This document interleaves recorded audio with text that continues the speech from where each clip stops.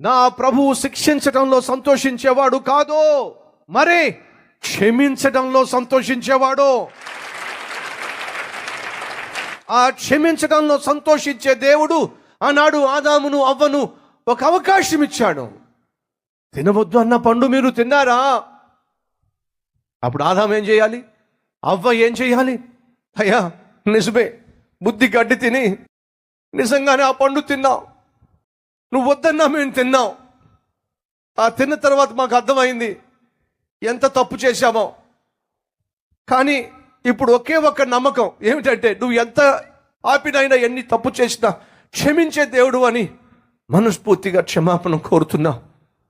మమ్మల్ని క్షమిస్తావా అని ఆనాడు ఆదాము అవ్వ అడిగినట్లయితే ప్రపంచ చరిత్ర చాలా డిఫరెంట్గా ఉండేది, చాలా అద్భుతంగా ఉండేది. కానీ దేవుడు వారికి ఒక అవకాశం ఇచ్చాడు, వారి తప్పును ఒప్పుకుంటారేమో అని చెప్పి.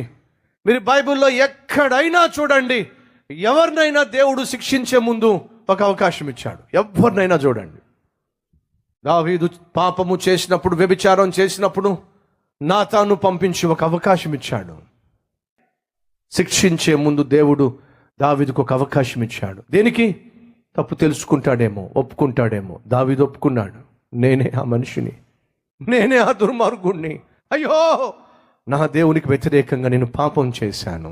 ఆ క్షమాపణ దావీదు మీదకు రావాల్సిన తీవ్రమైన శిక్ష నుండి తప్పించింది. యోనా దేవునికి వ్యతిరేకంగా వెళ్ళిపోతున్నప్పుడు దేవుడు ఒక అవకాశం ఇచ్చాడు. ఎవరి ద్వారా? ఆ ఓడలో ప్రయాణం చేసేటటువంటి నావికుల ద్వారా, ఆ చీటీ ద్వారా.